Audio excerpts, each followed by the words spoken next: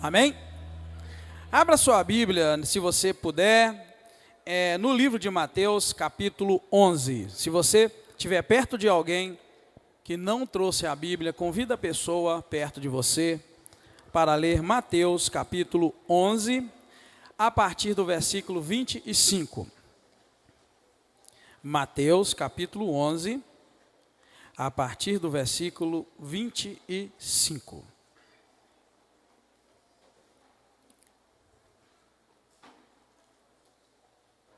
Obrigado, Marco. Obrigadão, viu? Mateus, capítulo 11, a partir do versículo 25.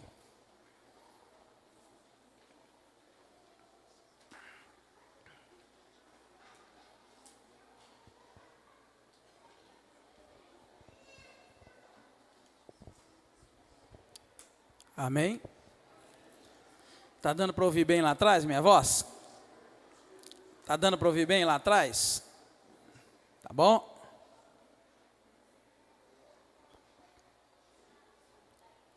Diz assim, Mateus 11, a partir do versículo 25. Por esse tempo, disse Jesus: graças te dou, ó Pai, Senhor do céu e da terra, que escondeste essas coisas aos sábios e entendidos, e as revelastes aos pequeninos. Sim, ó Pai, pois assim foi da tua vontade. Todas as coisas me foram entregues por meu Pai. Ninguém conhece o Filho, senão o Pai. E ninguém conhece o Pai, senão o Filho. E aquele a quem o Filho o quiser revelar. Vinde a mim, todos os que estáis cansados e sobrecarregados, e eu vos aliviarei. Tomai sobre vós o meu jugo, e aprendei de mim, porque sou manso e humilde de coração, e encontrareis descanso para as vossas almas. Pois o meu jugo é suave, e o meu fardo é leve. Amém?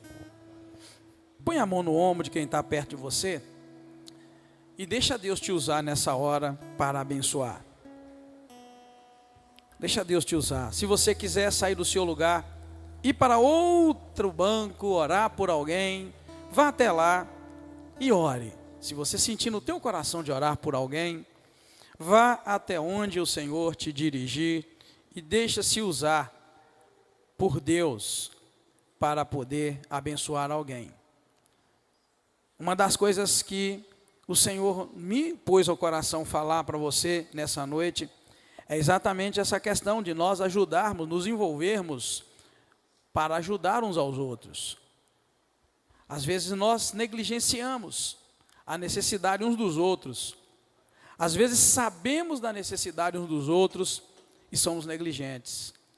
Lembra lá da história do bom samaritano? Passou um levita, um sacerdote, ninguém se interessou por aquele homem caído, ferido.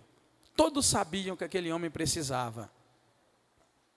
Uma das coisas que o Senhor me põe no coração nessa noite é essa. Deixa Deus te usar nesse momento. Pai querido, muito obrigado. Louvado, exaltado e glorificado é o nome do Senhor. Aleluia. Te dou graças, ó Deus, pelo privilégio que o Senhor nos dá de nos reunirmos nesta noite para mais este culto maravilhoso. Obrigado, Senhor. Coloco cada vida que entrar por essas portas nas tuas mãos. Eu confio no Senhor. Confio no Deus vivo, no Deus todo-poderoso, no Deus criador do céu, da terra, do mar e de tudo que neles há. Confio no Senhor e sei, meu Deus, que a tua mão, teu braço forte, tua destra forte tem nos alcançado a vitória. Por isso eu te bendigo, te glorifico, Senhor. Muito obrigado. Sustenta cada vida que aqui está nas tuas mãos. Nós repreendemos toda a fúria do inimigo, toda obra contrária à tua vontade, meu Deus. Tudo aquilo que tem causado peso, desânimo, tudo aquilo que tenha tentado enfraquecer as pessoas, eu quero colocar nas tuas mãos e pedir ao Senhor que fortaleça para a honra e glória do teu nome. Muito obrigado, meu Deus, muito obrigado. Eu te louvo e te agradeço. Te coloco nas tuas mãos, Senhor, nessa hora, cada vida, e peço mais uma vez que o Senhor ajude cada um a compreender a vontade do Senhor para os seus corações. Muito obrigado, a Deus. Bendito é o teu nome. Mais uma vez eu te agradeço. Peço ao Senhor que os teus anjos estejam acampados ao redor de cada vida que aqui está, em nome do Senhor Jesus Cristo. Que o teu nome seja glorificado e exaltado. Obrigado, a Deus, por tudo que o Senhor tem feito. Reconhecemos que é o Senhor, que é o teu poder, a tua graça, que tem operado e tem feito maravilhas nos nossos corações. Muito obrigado. Mais uma vez, te louvo, Senhor, te agradeço pela tua presença, em nome do Senhor Jesus Cristo. Amém. Aleluia. Pode sentar, queridos, nessa hora, em nome do Senhor Jesus Cristo. Quero que você preste atenção na palavra do Senhor, mais do que na palavra do pastor Edgar. Isso é que importa. Na semana passada, irmãos, o Senhor Deus nos dirigiu a falar muito diretamente que o inimigo tem rondado mais de perto algumas pessoas, e que essas pessoas têm notado que a perturbação nas suas vidas tem aumentado por causa dessa aproximação do inimigo. Falamos isso na semana passada. Falamos também que alguns estão resistindo em fazer um concerto com alguém, mesmo sabendo que devem fazer esse concerto. Depois falamos que é preciso saber que para se resolver problemas passados, é necessário mexer nas aparências. Estou lendo tudo que eu li semana passada. Que é preciso mexer no exterior, nas aparências, naquilo que as pessoas veem de nós hoje, porque aquilo que elas veem de nós hoje, na verdade, o que o Senhor queria dizer é que não é, na verdade, o que somos. Então, para mexer, é preciso, para resolver problemas antigos, é necessário mexer nessas aparências que a gente vive. E eu vou dizer uma coisa, a boa parte de nós, talvez a maioria de nós, irmãos, acaba encenando um tipo de vida hoje que não é a verdade, que não é a nossa verdade. Você sabe, eu já falei, eu já usei essa expressão muitas vezes. Nós assumimos várias identidades durante o dia.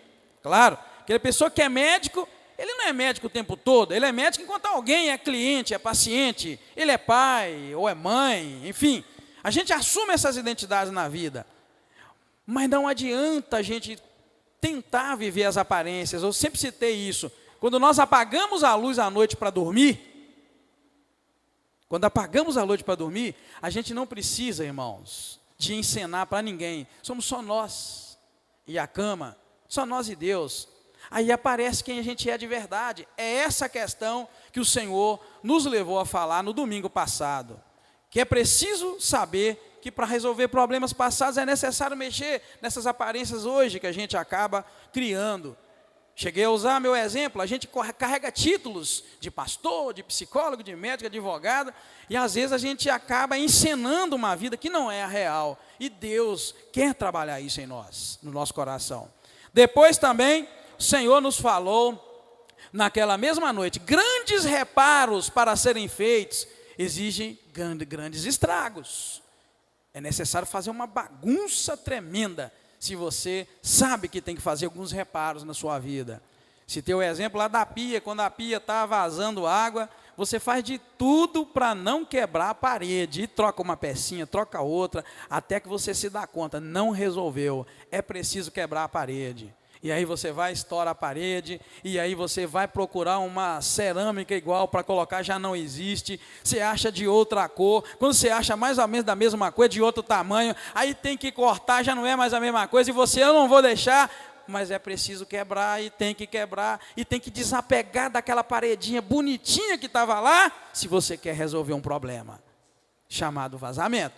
Então é preciso, Deus nos falou isso, grandes reparos para serem feitos, exigem grandes estragos, bagunça, é necessário mexer. Depois falamos mais diretamente para alguém que estava enfrentando uma luta tremenda, impossível aos olhos humanos. Mas o Senhor nos mostrou também que a força sobrenatural de Deus na sua vida te fará vitorioso. Sairás voando acima como a águia que voa, e que sua bênção também será notória. Todos verão a sua bênção. Na verdade, a bagunça toda que se faz para um reparo é para que depois a coisa fique consertada. Volte a funcionar. Entre nos eixos. Então o Senhor tem tratado no meu coração, no seu coração, tem tratado no nosso coração, essa questão de nós permitirmos que Ele opere em nós. Dói mexer em certas coisas. Mas não vale a pena viver 10, 20, 30, 40 anos sofrendo quando você apaga as luzes para dormir. Mas também para receber de Deus a cura, é necessário mexer em algumas feridas. E tem gente que prefere ter uma ferida viva, que ela só fica um pouco lá, cicatrizada, dá uma melhorada, dentro de um tempo ela volta, do que receber a cura de uma vez. Um dia eu vi uma reportagem de um marinheiro que estava lá no seu trabalho, em alto mar, e o navio incendiou. Esse camarada sobreviveu. Isso passou nesses canais da TV paga. Só que ele queimou a maior parte do corpo dele, queimadura de não sei quantos graus. O especial mostrou o processo de tratamento desse marinheiro, e ele foi muito elogiado como um homem muito forte. Sabe por quê? Porque para ele sarar, todos aqueles tratamentos lá, de pomadas, só que tinha um procedimento que era de limpeza. E sabe qual era a limpeza? Era necessário arrancar a casca que se formava, eu não sei o nome científico que se dá para aquela casca que dá na pele. Tem algum nome, os meninos aí da área de saúde? Eu vou falar casca mesmo, porque é o meu nome. Tem algum nome, André, aquela casca? Tem, mas ele não está lembrado. Então vamos lá pela casca mesmo. Se tiver algum médico, outro enfermeiro aí que quiser nos ajudar. Gente, vocês não sabem o que o camarada tem queimado mais de 80% do corpo. E ele tinha que ir periodicamente, se eu não estiver enganado, pelo menos uma vez na semana, para tirar a casca. Perninha aberta, todo igual robô, claro, porque não podia encostar as partes, senão colava, né, todo ferido. E eles iam, sabe com o quê? Com uma escova. E passava em cada parte do corpo aquela escova, para arrancar a pele, aquela casca, deixar na carne viva, todo o procedimento, tudo bem higienizado. A escova não é aquela escova da roupa lá não, tá, irmãos? É uma escova, mas não é aquela da roupa durona. Arrancava a pele, amaciava com determinado produto, passava a escova, arrancava-se a pele, limpava aquilo, passava uma camada grossa de determinada pomada, e ele ficava como robô, e depois era preciso fazer aquilo periodicamente, tirar aquelas camadas, aquelas crostas que formava na pele, porque aquilo impedia o processo de cura. Eu nunca me esqueço disso, e o Espírito Santo de Deus falou: Edgar, é isso que eu preciso fazer. Só que na maioria das pessoas, lá no fundo da alma, no fundo do coração, dói, Edgar, dói, mas é preciso. E se você prestar bem atenção, você vai notar que mexer em coisinhas que nos feriram no passado, às vezes a gente prefere, vamos deixar isso de lado, vamos viver mais um dia, mas não há cura. Volta, tem que mexer. É o que o Espírito Santo de Deus nos disse na semana passada.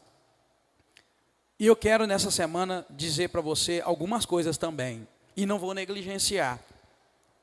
Porque eu negligenciei numa outra semana, e hoje eu já confessei para o irmão, não vou fazer isso mais. Eu negligenciei algo que eu achei, isso é pesado demais, eu não devia falar, mas eu vou repetir. E hoje, compartilhando com o irmão, eu falei: irmão, eu negligenciei. Deus me mostrou isso, está no papel lá. E eu pensei que eu ia ficar enjoativo. Não é enjoativo. Mas hoje o Senhor nos colocou no coração para falar para você, seja lá quem for, alguém aí, ou todos, que você continua apegado ao passado. E isso não é bom. Sabe quando a gente mantém aquela foto da pessoa querida, da pessoa amada, lá num lugar, e fica apegado àquilo? Aquela pessoa já foi, ela não vai voltar mais. Isso não é bom, não se apegue a isso. A gente precisa aprender. Quem aqui sabe o que é espelho d'água? Alguém sabe o que é espelho d'água? Os irmãos então que sabem podem até me ajudar. Espelho d'água, a gente encontra isso, a arquitetura faz isso muito bem. Uma água que reflete, ela se torna um espelho. Vamos dizer, grosso modo, é uma água que funciona como um espelho. A gente precisa, irmãos, compreender que o espelho d'água, ele só reflete o que vem de cima. É ou não é? Não tem como. O segredo do espelho d'água é que ele reflete o que vem de cima. Seria como se fizesse lá naquele jardim nosso lá, uma água, uma superfície de água, sem nada dentro, ela funcionaria como um espelho. Ela só reflete o que vem de cima. E eu e você precisamos funcionar como um espelho d'água. Você precisa funcionar como um espelho d'água, que reflete só o que vem de cima. Você está compreendendo? Tá? Diz amém. Você precisa começar a refletir aquilo que vem de cima. Apenas. É claro que vai haver muito choro no teu coração, no meu coração, quando a gente começa a refletir o que vem de cima. Existe um contraste muito grande quando a gente começa a refletir nas coisas de Deus. Sabe por quê? Deus é infinitamente e tremendamente santo. E nenhum de nós consegue chegar perto da santidade de Deus. Ninguém. Por mais santo que se considere. E quando a gente começa a refletir como espelho d'água o que vem de cima, a gente começa a ver o contraste que há em nós. Meu Deus! Foi o que Paulo viu quando ele começou, ele teve aquele contato com o Senhor, ele começou a se ver como homem, e ele chegou a dizer: miserável homem que eu sou, quem vai me livrar desta carne, dessa força, do poder da carne, do pecado? Ele entrou em desespero. Quem vai me livrar? E quando a gente começa a refletir aquele que vem de cima, o Senhor, a gente começa a ver um contraste. Miserável homem que eu sou, quem vai me livrar desta carne, do pecado? Mas sem esse refletir, vamos dizer assim, não reflexão, mas sem esse refletir Deus, a gente não vê o quanto somos pequenos, falhos e pecadores. Quando Jesus disse para os seus discípulos: olha, que antes de vocês que tentarem tirar um cisco do olho do outro, vocês precisam tirar a trave que está nos vossos olhos. Ele estava dando para nós um ensinamento: olha, se vocês não conseguirem ver o próprio erro e o próprio pecado, vocês não vão conseguir ver o erro e o pecado de outro ou de outra pessoa. Então esse refletir, esse espelho d'água, eu quero que você lembre. Nós precisamos, queridos, refletir mais aquele que está lá em cima do que refletir qualquer outra pessoa. O apóstolo Paulo escreveu assim: sede meus imitadores, como eu sou de Cristo. E eu pego esta expressão e coloco ela de uma maneira mais simplificada para o meu entendimento, que ele estava dizendo o seguinte: olha, me imitem naquilo que eu imito Cristo. Porque ele disse: sede meus imitadores, como eu imito Cristo. Então, me imitem naquilo que eu imito Cristo. É preciso imitar o Senhor, refletir o Senhor aqui na terra. Nós refletimos muitos outros. A gente copia o nosso líder, a nossa líder. A gente copia aquelas pessoas que estão em evidência. Mas a gente não copia aquele que está lá em cima. Não refletimos tanto aquele que está lá em cima. A gente tem um herói, temos uma heroína. Mulher, tá? Ou feminino, não a droga, tá? A gente tem um herói, tem uma heroína. A gente tem alguém em quem espelhar. Mas se você pensar no espelho d'água, não vai ter ninguém na reta, você vai espelhar aquele que está lá em cima. É preciso a gente prestar atenção nessas coisas. Mas eu quero que você fique tranquilo, que apesar de tantas lutas, de tantas dificuldades, quando você é chocado com a santidade de Deus, eu quero que você fique tranquilo, porque é assim mesmo que funciona. Quando somos chocados com a santidade de Deus, nós nos encontramos imundos, pecadores. Mas é assim mesmo. Porque quando o Senhor Deus disse para Moisés: Moisés, diga ao povo de Israel: sejam santos, porque eu, o Senhor, vosso Deus, sou santo. ele estava dizendo que existe a possibilidade de você, de mim, de nós sermos santos como Deus é santo. A gente choca. Não sei se você notou, uma casa é muito limpa. À primeira vista, até o momento que você começa a acender luzes, e mais luzes, e mais luzes, e mais luzes, e você vai descobrindo que ela não é tão limpa como parecia. Não é assim? Não é? E você sabia que a ciência, a arquitetura, a engenharia, aprendeu como ninguém a disfarçar sujeira, sabia? Hein? Sabia? Quem aqui sabia que tem piso que disfarça a sujeira? Levanta a mãozinha, tem piso que disfarça a sujeira. Não é? Aí você vai comprar o piso, eles perguntam, para onde é? Ah, esse piso é para ficar perto da piscina. Ó, então vou trazer esse aqui, ó, para disfarçar a sujeira. Aí você olha e vê, opa, não tem nada sujo. Mas se você aproximar, iluminar melhor, olha, engraçado, está todo sujo. Quando você começa a refletir Deus, a gente começa a ver, nosso Deus, está sujo, está imundo. E isso dá um peso na gente tão grande. Isso pesa. A gente sente aquele peso. E cada vez mais pesado, mais pesado, mais pesado. E eu amo o texto de Apocalipse, capítulo 22, eu já até fui mal interpretado determinada vez, mas eu acho que depois Deus teve misericórdia de mim, de nós, não sei. Mas eu amo o texto de Apocalipse 22, que chama a atenção nossa, dizendo que aquele que está limpo, limpe-se mais. Aquele que é santo, santifique-se mais. Mas aquele que é sujo, suje-se ainda mais. E aquele que é injusto, faça mais injustiça ainda. Eu aprendi nesse texto que a palavra está dizendo assim, enterra a cara naquilo que você escolheu. Escolheu ser santo? Enterra a cara, seja mais santo. Escolheu ser puro? Enterre a cara e seja mais puro ainda. Mas se você escolheu o pecado, enterra a cara também, aproveita. Esse texto chama a atenção nossa, de que ainda não chegamos no estado em que devemos para sermos curados, até o momento em que nós permitimos que o Senhor tire de nós esse peso que o conhecimento do pecado provoca em nós. A palavrinha que eu quero falar com você hoje chama-se dependência. Depois nós vamos voltar nessa lista e eu quero orar por você, cujo coração o Senhor tocar. Dependência. Dependência é você se apoiar em alguém, em algum momento, em alguma circunstância. Só que o reconhecimento da dependência é infinitamente melhor do que a dependência.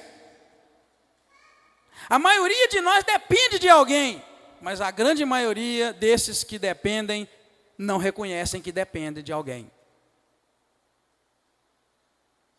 E o reconhecimento da dependência passa pelo eu. É muito difícil a pessoa orgulhosa aceitar que depende. Ela pode depender de tudo, mas ela não reconhece. E é difícil a gente reconhecer, não é? Não é difícil reconhecer? Eu dependo de você. Mas eu queria que você prestasse atenção na palavra dependência. Porque o peso que nós carregamos, seja qual for a dificuldade e a luta, você pode eliminá-lo, se você reconhecer que você não consegue mais tocar essa vida e a situação. Está entendendo? O peso que você está conduzindo, e você está caminhando com o Senhor tem te falado coisas tremendas e maravilhosas, mas você está carregando um peso terrível. Se você deixar a palavra de Deus trabalhar no teu coração, quebrar o teu eu, e você chegar ao reconhecimento da dependência, o reconhecimento da dependência. Eu dependo, não dá mais para conduzir, eu não consigo mais. Você vai se dar conta que a tua vitória está muito mais próxima do que você imaginava. Dependência. Porque eu te mostro nesse texto que nós acabamos de ler, de cara no primeiro versículo, que a revelação divina, lembra da palavrinha dependência, a revelação de Deus não depende, não é que depende, não depende do teu eu e da tua capacidade intelectual. A maioria de nós se aproxima de Deus num determinado momento de crise e pensa que toda a experiência com Deus ela é intelectual. E essa pessoa começa a intelectualizar, essa pessoa começa a raciocinar e pensa que a revelação de Deus, a revelação das coisas de Deus passam pela tua capacidade de pensar, a tua capacidade intelectual, e eu quero que você nesse momento compreenda por que algumas pessoas são tão abençoadas por Deus e outras não conseguem ser abençoadas. Nunca esqueça disso, a revelação divina não depende ou independe da sua capacidade intelectual. Veja que diz o versículo 1: graças te dou, ó Pai, Senhor do céu e da terra, que escondeste essas coisas aos sábios e entendidos e as revelaste aos pequeninos. E a maioria de nós quer relacionar com Deus, irmãos, no nível da intelectualidade. E você vai ser barrado, porque a fé não tem nada a ver com o intelecto. O que é inteligente acima da média, se é que existe média de inteligência, mas vamos ficar com ela por enquanto. O que se acha inteligente acima da média, pode ter as mesmas experiências com Deus, que aquele que eles dizem estar abaixo da média de inteligência, consegue. Não depende da tua inteligência. Com todo respeito pela palavra, o burro, ou o tolo, ou o doutor, estão no mesmo nível. E se for puxar pela palavra, o Senhor disse: graças te dou, ó Pai, Senhor do céu e da terra. O Senhor escondeu essas coisas dos sábios e entendidos, ocultou para eles e revelou para os pequeninos. Então, na verdade, existe ali até uma certa preferência pelos pequeninos, mas eu te digo por quê. Porque os pequeninos intelectualizam menos, raciocinam menos. Então a fé é dos burros? Não, a fé não é dos burros. A fé é daquele que depende daquele que está lá em cima. Amém? Por isso que a Bíblia diz: a fé não é de todos. Não são todos que conseguem ter fé. Fé e razão, ou fé e intelecto, esses dois têm que andar junto e bem equilibrado. Veja bem como que a intelectualização é perigosa. Eu já fiz essa perguntinha aqui várias vezes.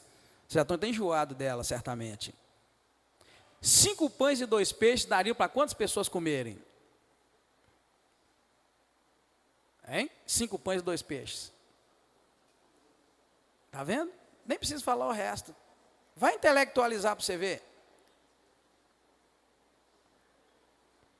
Você vai dizer, igual o pastor Marci disse um dia: o meu Israel, né, eu nunca esqueço, o pastor Marci disse lá na sala: o meu Israel come isso tudo sozinho. Não, querido. Se você for intelectualizar, você vai dizer que 2 pessoas comem, 5 pessoas comem.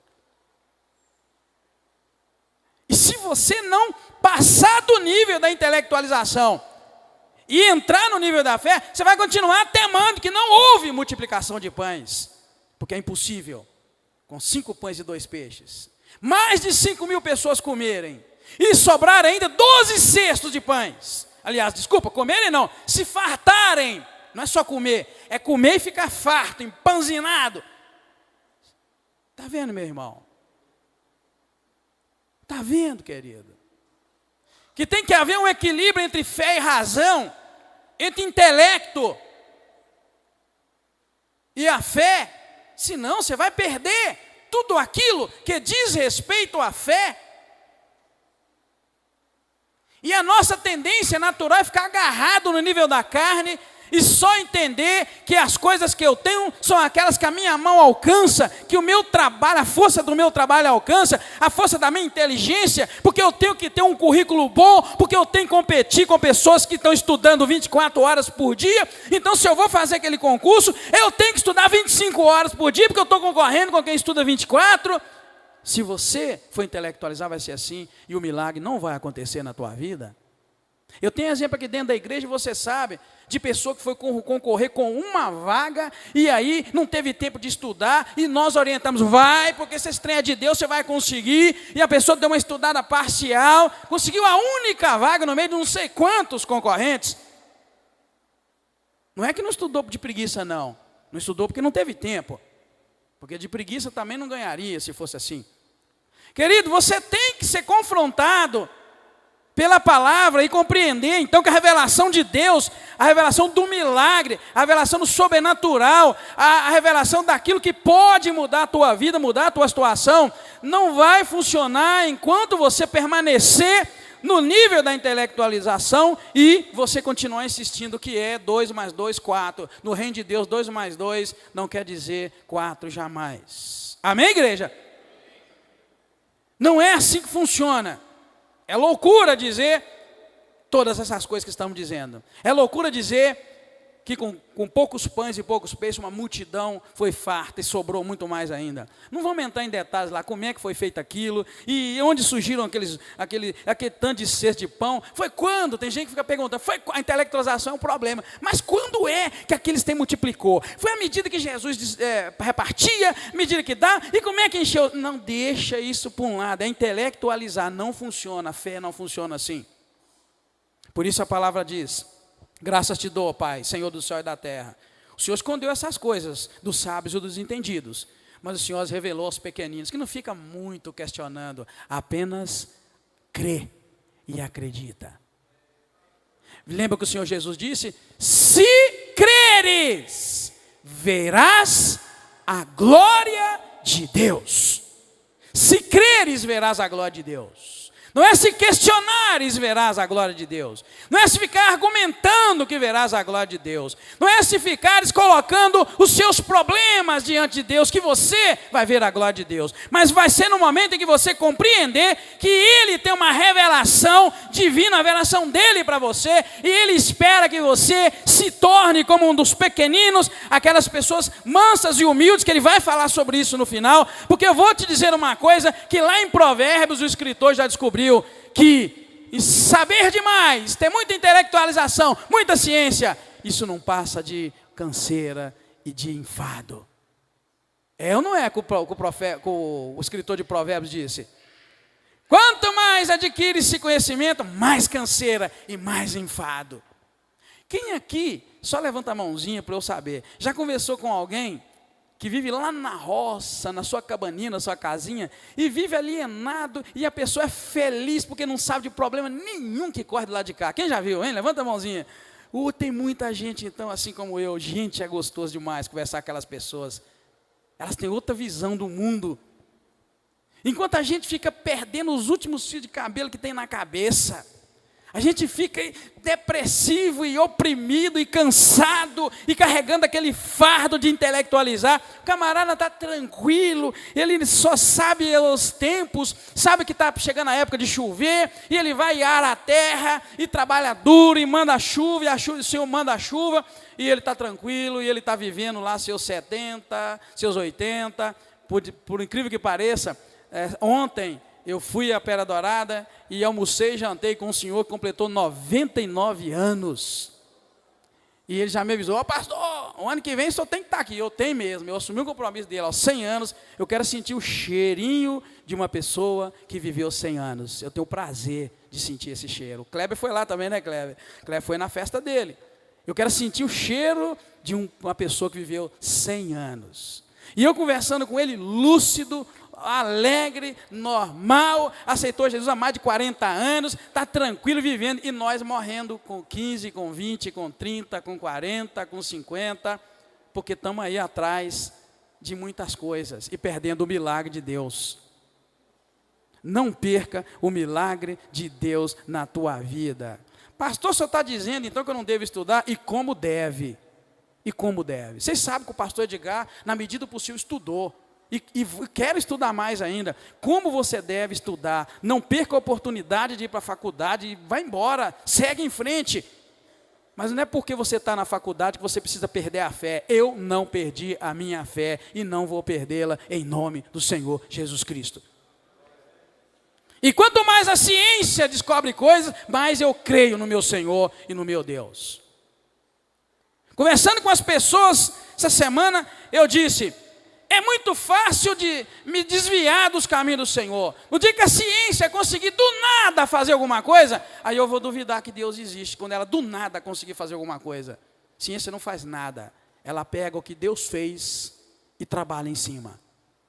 No dia que fizer do nada, aí pronto, aí eu vou questionar a Bíblia inteira. Então, querido, eu estou muito em paz, muito tranquilo, porque eu quero te mostrar o que quer dizer. Senhor, tu ocultaste essas coisas aos sábios e entendidos e as revelaste aos pequeninos. Pequeninos são aqueles que sabem que são pequeninos diante da grandeza de Deus.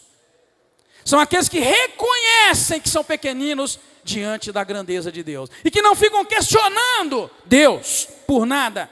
E a maioria de nós questiona: Deus, por que o Senhor está me deixando viver isso? Deus, por que o Senhor está me deixando padecer todas essas coisas? Deus, por que eu perdi fulano, eu perdi fulano? Deus, por que eu estou perdendo? Quando intelectualizamos, chegamos assim, mas como somos pequeninos, a gente simplesmente aceita que lá em cima, sentado no trono, tem um Deus todo-poderoso, que faz tudo de acordo com o que Ele quer, e Ele não tem que pedir satisfação nem a mim, nem a você, nem a inferno, nem a diabo, nem a potestade nenhuma, nem a autoridade nenhuma, e Ele faz o que Ele quer. O negócio é que a gente é intelectual demais e acha que está no controle. Presta atenção no que o Espírito Santo de Deus está te dizendo. O negócio é que nós achamos que somos inteligentes demais e achamos que estamos no controle. E quando Deus mostra que o controle é dele, a gente desestrutura. Não é? Ou não é? Quando as coisas ao nosso redor somem do meu domínio, do meu eu, quando as coisas ao meu redor fogem do meu controle, quando as coisas ao meu redor bagunçam toda, como nós falamos semana passada, aí eu desespero, porque eu achava que era Deus, e eu acabo de descobrir que eu não sou Deus. Perdi o controle, está tudo descontrolado. Aí a gente torna como um pequenino, né? Aí a gente se torna como um pequenino e recebe essa grande revelação: sou pequenino, mas o Senhor é grande. Sou ninguém e o Senhor é o Todo-Poderoso. Não tenho controle de nada, mas o Senhor tem o controle de tudo. Aí a coisa muda. Mas antes disso, estamos nós aí pesados, carregando um fardo, um peso, e que Deus está te dizendo: este peso não é teu, por que você está carregando ele? Estamos andando aí, exprimidos pelos cantos, na hora que apaga a luz para dormir, vem na nossa mente quem somos de verdade, mas a gente levanta e assume aquele personagem: eu posso, eu sou Deus, eu estou no controle, e aí à noite a gente apaga a luz, cai a realidade: não, eu não estou controlando nada, eu estou em derrota, eu estou perdendo, e a gente fica nesse choque. De dia eu domino e eu controlo, à noite eu reconheço que eu não sou ninguém, mas eu não posso assumir amanhã. Amanhã, quando eu levantar, meus empregados, meus funcionários, meus colaboradores, é o nome que se usa, né? Tem que saber que eu estou no controle. Meus colaboradores têm que chegar lá e ver um homem ou uma mulher que está no controle, tudo no controle. E a gente passa o dia no controle e de noite a gente descontrola. A gente chora, a gente desespera. E a gente chora com o travesseiro e abraça e molha todo. Mas de manhã eu assumo outra vez o controle. que ser pequenino, tem que ser pequenina. Amém? Tem que deixar o Senhor controlar. Essa revelação divina, graça te dou, Pai. O Senhor escondeu essas coisas aos sábios entendidos, revelou aos pequeninos. Ela precisa passar por nós. A revelação de Deus não depende da minha capacidade. Os pequeninos a recebem muito bem. Depois vai dizer, sim, ó Pai, porque foi do teu agrado, a tua vontade que assim fosse. Então Deus não muda isso por mim nem por você. Ele continua sendo Deus, mesmo que você insista em dizer que você está no controle. Ele te diz nessa noite, você não está no controle. É melhor deixar Ele cuidar. Depois o versículo 27 vai dizer uma coisa maravilhosa. Dependemos de Jesus para ter a revelação de Deus. Presta atenção. Você depende de Jesus para ter a revelação de Deus. Jesus disse assim, todas as coisas me foram entregues por meu Pai, ninguém conhece o Filho senão o Pai, e ninguém conhece o Pai senão o Filho e aquele a quem o Filho quiser revelar. Então, meu irmão, falamos lá, a revelação de Deus não depende da sua inteligência. E agora estou dizendo que, na verdade, a revelação de Deus agora depende de Jesus. Jesus chegou a dizer para os seus discípulos, eu sou o caminho, a verdade e a vida. Ninguém vem ao Pai, senão por mim. Se não for por Jesus, você não vai chegar a Deus e não vai chegar ao Pai. Se não for por Jesus, Deus não será revelado a você. E aí eu te digo uma coisa que eu escrevi aqui no papel. O caminho inevitável tem que passar por nós. O caminho inevitável que é Jesus. Jesus é o caminho inevitável. Tá? Vou repetir para você. Jesus é o caminho inevitável. Quando ele disse assim, eu sou o caminho, a verdade e a vida, ele estava dizendo o seguinte, olha, não tem como me evitar, porque eu sou o caminho. Sabia? Quando ele disse, eu sou o caminho, a verdade e a vida, ele estava dizendo, não tem como me evitar. Você não pode evitar Jesus. Você não pode resistir a Jesus. Você pode tentar de todas as maneiras chegar ao Pai, mas Jesus é o caminho e é inevitável. Há quem diga que não há atalhos para o céu, e não há atalhos para o céu. Se você pensa que com boas obras, boas ações, bons procedimentos, boas coisas que você faça, você vai chegar ao Pai, está enganado. Jesus disse, eu sou o caminho inevitável. Amém? Não tem como chegar a Deus senão por Jesus. E não tem como ter a revelação de Deus senão por Jesus. Não tem como você alcançar de Deus as graças que você busca se você tentar outro caminho. O caminho inevitável é Jesus. Podem te ensinar que chega-se a Deus através de outra pessoa da Bíblia. Podem te ensinar que se chega a Deus através de outra pessoa, de uma pessoa que o mundo reconhece como um filósofo, como uma pessoa de boas ações. Podem te ensinar o que quiserem, mas Jesus é o caminho inevitável. Não tem como evitar Jesus e chegar ao Pai. É o que a Bíblia diz. Agora, o que os filósofos e os pensadores dizem, fiquem com eles. Mas Jesus é o caminho inevitável. E você já está neste caminho, tem andado nele, mas tem evitado o Senhor. Tem evitado o confronto com o Senhor. E sabe o que acontece o confronto com o Senhor?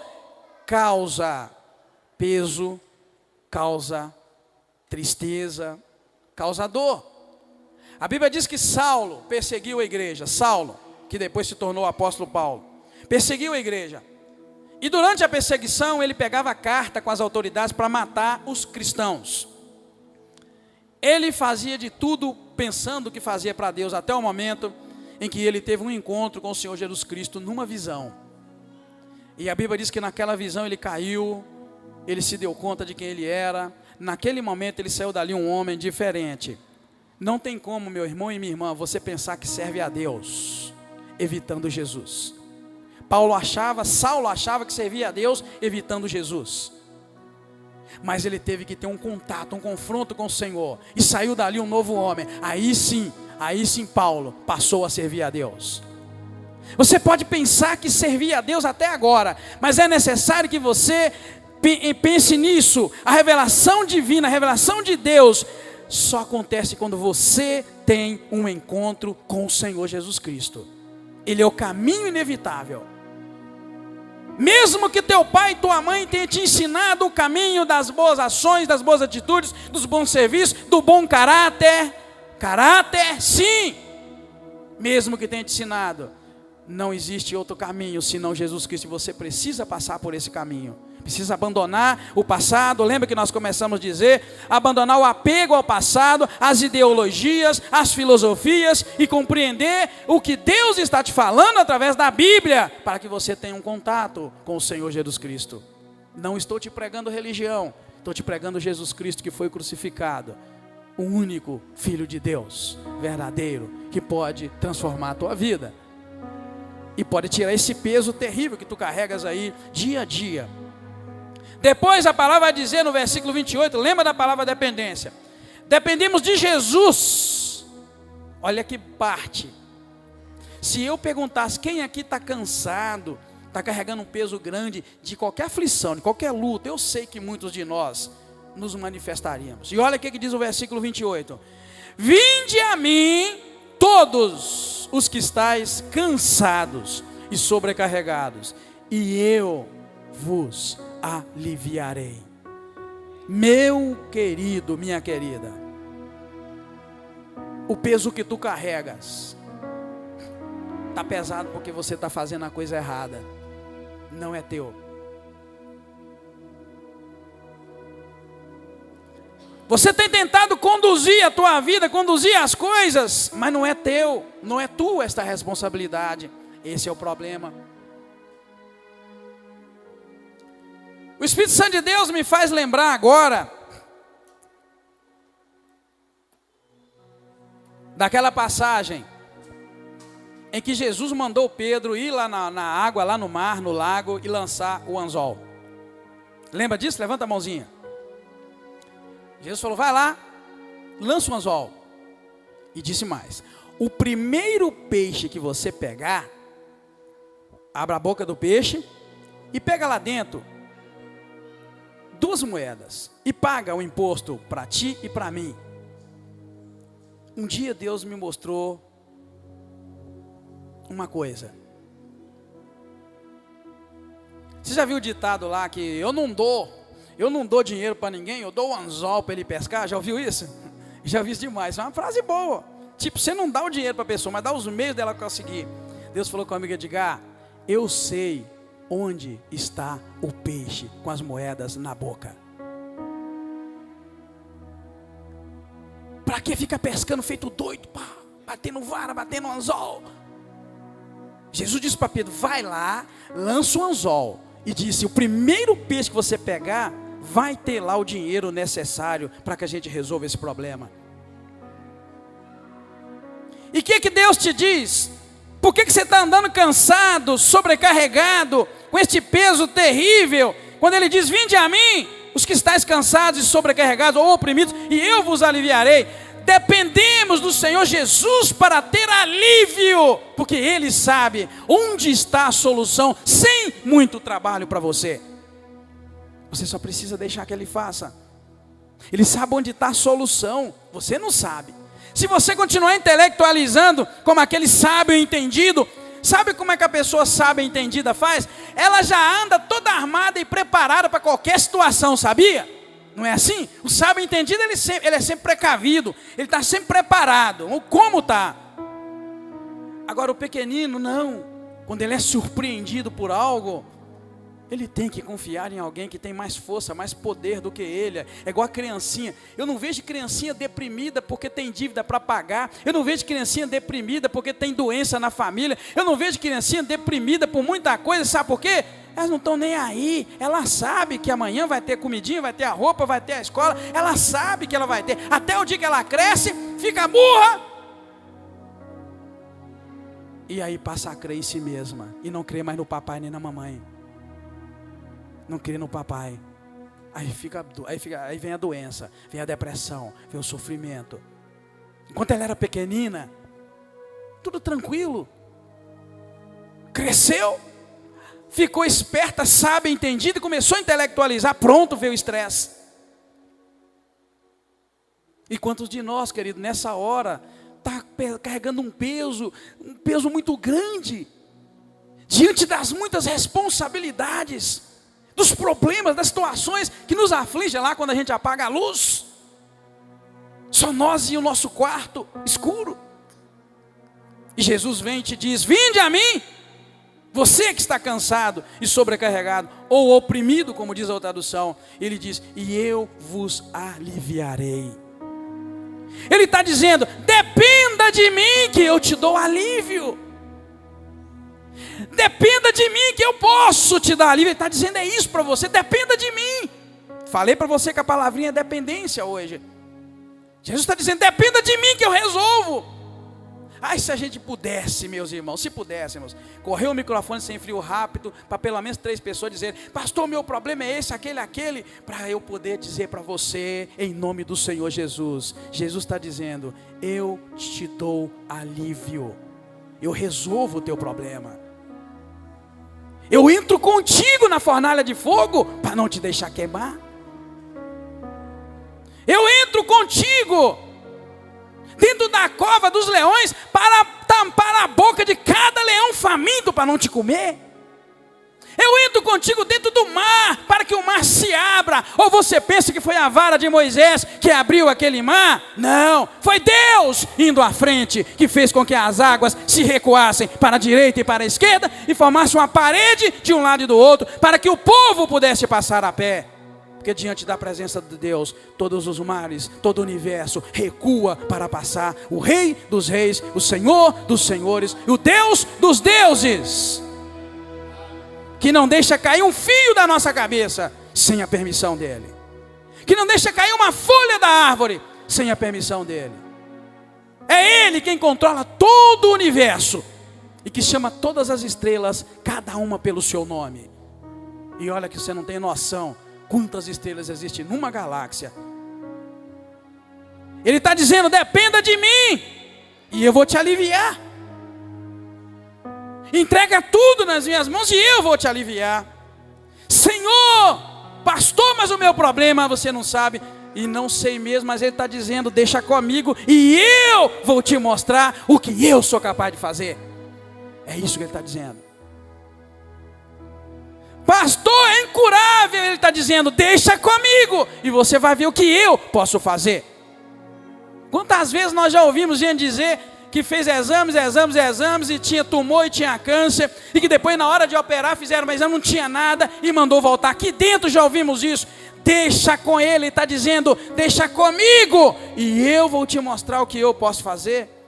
Eu vou te dar alívio, eu te dou alívio. Mas a nossa intelectualização, irmãos, impede Deus de operar. Porque eu descobri que enquanto nós estamos no controle, sabe o que eu descobri, irmãos, na caminhada com o Senhor? Que nós servimos um Deus muito educado. Não sei se vocês já notaram isso. Já notaram isso? Que Deus é educado? Quando você diz assim: eu vou, Deus deixa. Quando você fala: eu não vou, Senhor, vai na minha frente, aí Ele vai na frente. Quando você fala: eu vou, quando você sai de casa, olha bem, presta atenção. Quando você sai de casa para resolver um problema e fala: eu vou resolver, não sei se você notou, Deus deixa, Ele não te impede. Aí quando você se dá conta: opa, isso não é para mim, e deixa Deus, Ele vai e resolve. Quantas vezes Deus já fez isso na tua vida? E agora Ele te diz: meu irmão e minha irmã, venha a mim. Você que está cansado, sobrecarregado, ou seja, carregado demais, e eu vou te aliviar. Só isso, mais nada. Sem intelectualizar, sem pensar, sem raciocinar. Porque a nossa tendência é: eu vou resolver assim, eu vou fazer assim. E Ele diz: deixa comigo, eu vou te aliviar. Mas eu vou voltar lá no primeiro versículo 25. Ele escondeu essas coisas do sábio e do entendido e revelou para os pequeninos. Se você for pequenino, Ele está te revelando essas coisas. Sabia que eu vou contar um segredo da minha vida, que não é segredo, todo mundo sabe? quando eu comecei a pregar, eu já tinha estudado teologia, e aí eu seguia todas as técnicas da teologia para preparar uma pregação. Meu Deus, mas saía cada sermão de dar inveja. Eu lembro direitinho. Eu preparava o título e todo o padrão, né, da ciência para poder pregar. E aquela pregação saía que era uma beleza. E eu falava, nossa Deus, eu estou pregando bem para burro. Para burro mesmo, com todo respeito. Até o dia que eu falei, gente, eu não estou pregando para burro, estou pregando para a alma. E a pregação era assim, eu ficava, escrevia vários esboços, até chegar no melhor esboço. Aí um dia eu falei, Deus, esse trem está ruim, não está assim. Está pesado demais preparar esses esboços, porque você faz um, não é aquele, faz outro na cor. Falei, Senhor, eu vou fazer o seguinte, as almas que estão lá não são minhas, são do Senhor. O maior interessado nos irmãozinhos que estão sentados lá, o Senhor, não sou eu. Não tem jeito de eu agradar 200, 300, 400, 500, Senhor. Não tem jeito de eu atingir o coração deles. Eu vou ficar louco se eu tentar. Falei, Deus, eu preciso do Senhor. Então vamos combinar um negócio. A partir de hoje, eu vou dormir tranquilo. O Senhor vai me dizer o que cada um precisa ouvir. Desde aquele dia, ficou tudo muito mais fácil. Saiu um peso das minhas costas. Você acha que eu estou preocupado com o que eu vou pregar semana que vem? Não estou. Eu vou buscar ao Senhor. Ele tirou de mim um peso. Porque Ele disse, Edgar, você está sobrecarregado, você não vai dar conta. Deixa que eu vou te aliviar. E como alivia, como é gostoso. Depois, irmãos, estamos quase encerrando. Lembra da palavra dependência. O versículo 29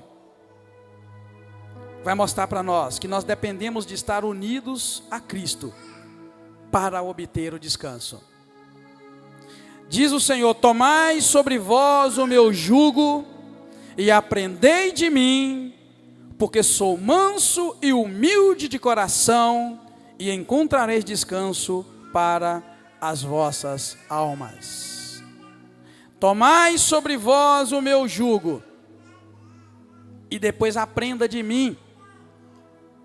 Algumas pessoas não sabem o que é o jugo. O jugo é uma peça de madeira que se une dois animais. Eu não sei qual outro nome que se dava para aquilo. Qual outro nome que dá, pastor Macia, para o jugo? Canga, isso. O nome que se dá para o jugo é canga. Aquilo se usa para juntar dois animais. Aí os dois vão andar juntos. Então olha, quando eu disse para você, dependemos de estar unidos a Cristo para obter descanso. Eu disse que não dependemos de inteligência para ter a revelação de Deus, porque Ele revelou aos pequeninos e não aos sábios entendidos. Te disse que nós dependemos de Jesus para ter a revelação de Deus, porque Ele mostra Deus para quem Ele quer. Diz que dependemos de Jesus para termos alívio, porque Ele disse que daria descanso. E agora eu estou te mostrando o versículo 29. Dependemos de estar unidos a Cristo para obter o descanso. Quando Ele diz assim, tomai sobre vós o meu jugo, Ele está dizendo o seguinte, deixa eu unir você a mim na caminhada.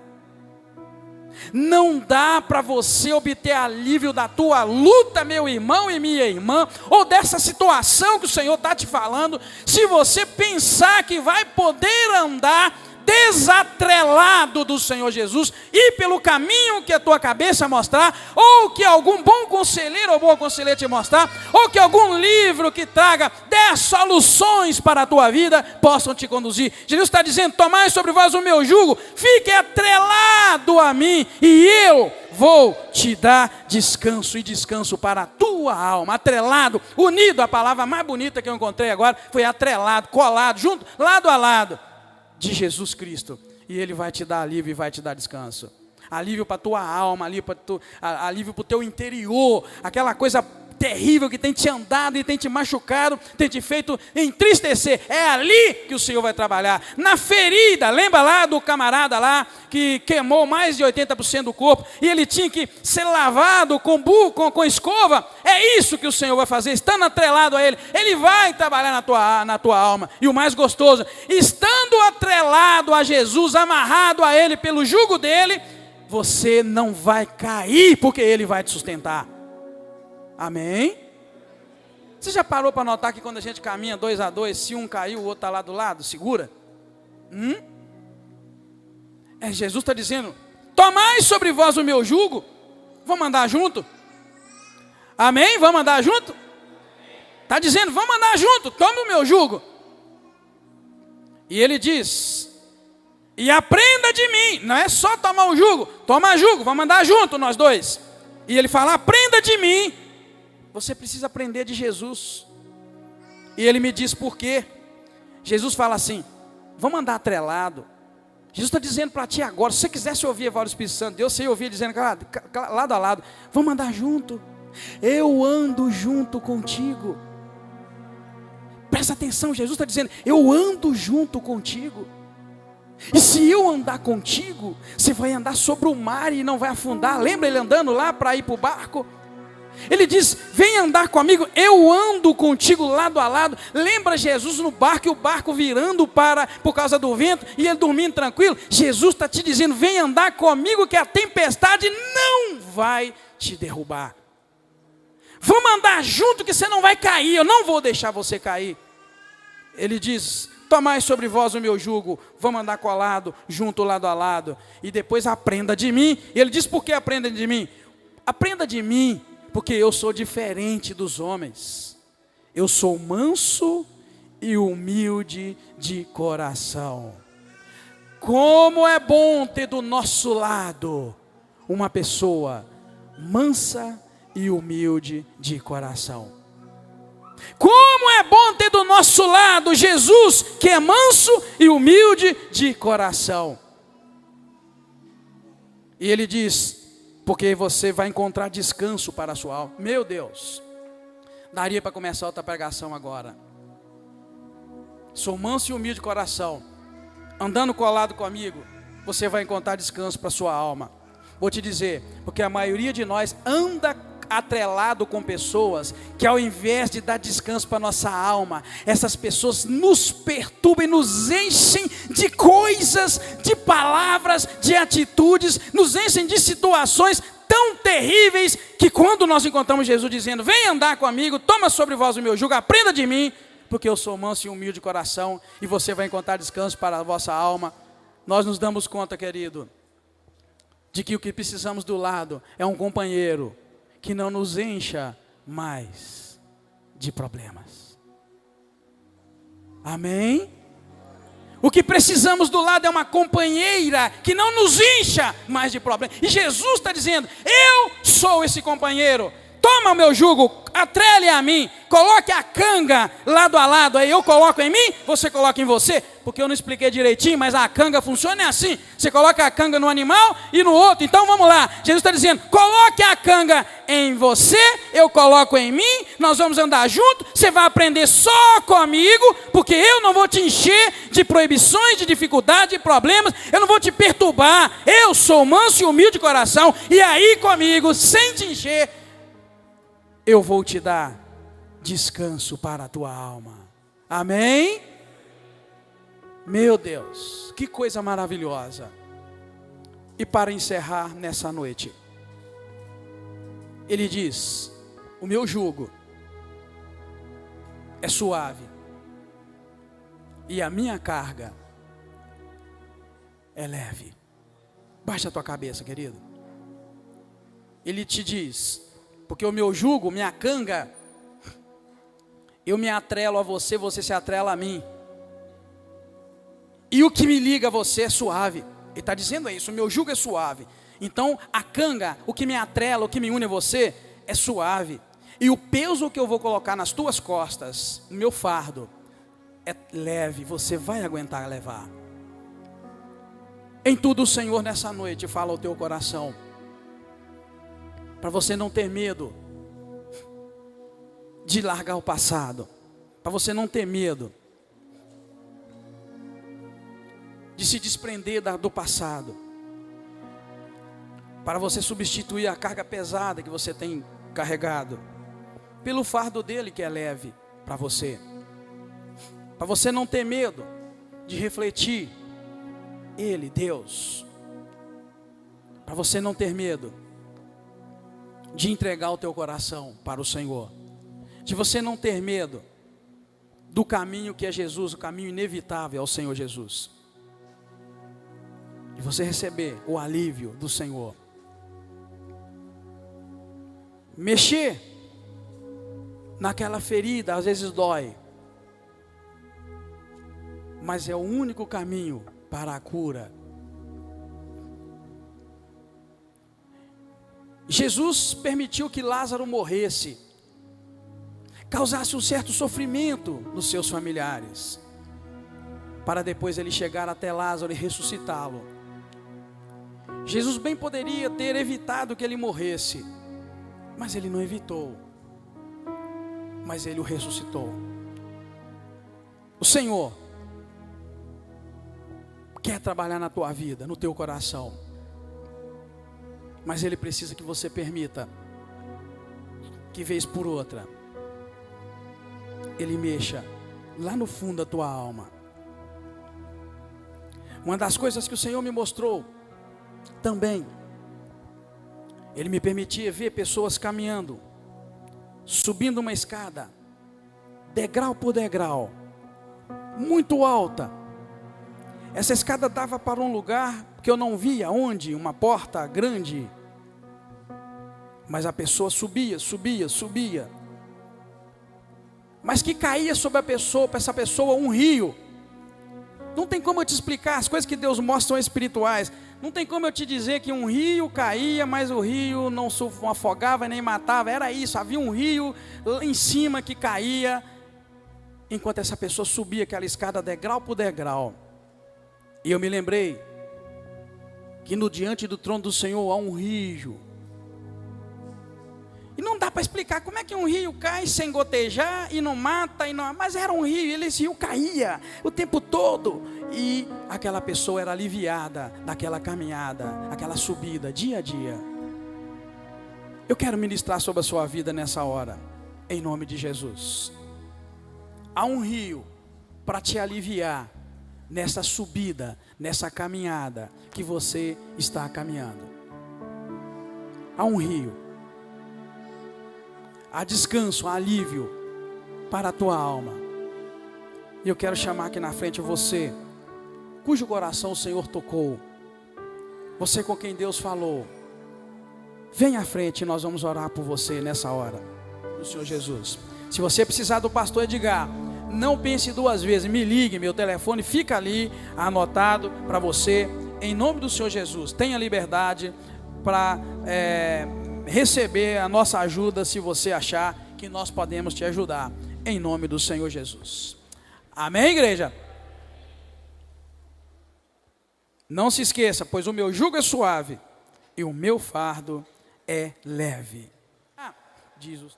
Engraçado, eu precisava orar para uma pessoa, agora fugiu o nome. Lembrei. Vamos orar pelo pai do irmão Cristiano, né, Cristiano? José Afonso. Vamos orar pelo pai do Cristiano, irmãos. Ele está internado, estado grave. Que benção, essa benção aqui aceitou Jesus. Vamos orar por ele, ó? Quem mais aceitou Jesus aí e não veio? Vamos orar por ele? Como é que é o seu nome? Pedro. Estenda as mãos para cá, vamos orar pelo Pedro. Pai querido, obrigado, Senhor, pela vida do Pedro. Aceitou o Senhor Jesus Cristo lá na salinha de culto, e eu quero te agradecer, muito obrigado. Apresentamos ele nas tuas mãos, pedimos que o Senhor livra, guarda, que o Senhor fortalece, o Senhor ajuda, meu Deus, caminhar com o Senhor, livra das armadilhas do inimigo, sustenta, cubra com teu sangue. Obrigado por essa vida preciosa aos olhos do Senhor. Queremos vê-lo crescendo a cada dia, sendo edificado pelo Senhor e sendo bênção, meu Deus, para todos aqueles que o rodeiam. Muito obrigado. Nós apresentamos o Pedro nas tuas mãos e te agradecemos em nome de Jesus Cristo. Amém. Cadê meu abraço? Pedro de quê? Que beleza. Deus te abençoe, tá? Vamos orar, queridos, encerrando. Eu quero colocar nas mãos do Senhor, então, o José Afonso, pai do Cristiano. Ele compartilhou comigo que ele está muito mal no hospital. E não são boas as notícias que os médicos dão com relação ao pai dele. Mas eu quero crer, junto com você, que Deus pode curá-lo e tirar daquele hospital. Amém, irmãos? A boa notícia que ele disse é que o pai abriu o coração para o Senhor, pouco antes de entrar em coma, e falou, aceitar Jesus, não é isso, irmão? E ali eles conversaram com ele, e ele entrou em coma logo depois. A gente crê que Deus fez uma obra naquele coração, amém? Vamos orar? Ó Deus, obrigado por este domingo maravilhoso, obrigado pela noite, obrigado por tudo que nós vivemos nesse dia. Eu entrego cada vida que aqui está nas tuas mãos, muito obrigado. Obrigado por cada pessoa que o Senhor trouxe para alegrar o nosso coração e cultuar ao Senhor. Obrigado pela tua palavra, somos edificados pela palavra do Senhor. Colocamos o José Afonso nas tuas mãos e pedimos que o Senhor possa curá-lo e arrancar daquele hospital. Mas o nosso coração já se alegra de saber que ele desejou aceitar a Jesus como Senhor e Salvador. Nós o colocamos nas tuas mãos e pedimos a manifestação da tua graça. Obrigado, meu Deus. Te peço uma ótima semana para nós. Que o Senhor esteja conosco, nos abençoando, livrando-nos de toda a armadilha do inimigo, de toda a tentação, de todo o mal. Muito obrigado, mais uma vez eu te agradeço. Peço que o Senhor nos leve em paz, guardados pela tua mão poderosa. Que a graça do Senhor Jesus, o amor de Deus, o Pai, e a comunhão do teu Espírito Santo seja com cada um de nós, agora e para sempre. Muito obrigado, Senhor. Eu te agradeço por tudo que o Senhor tem feito, em nome do Senhor Jesus Cristo. Amém? Deus te abençoe e te guarda, te dê uma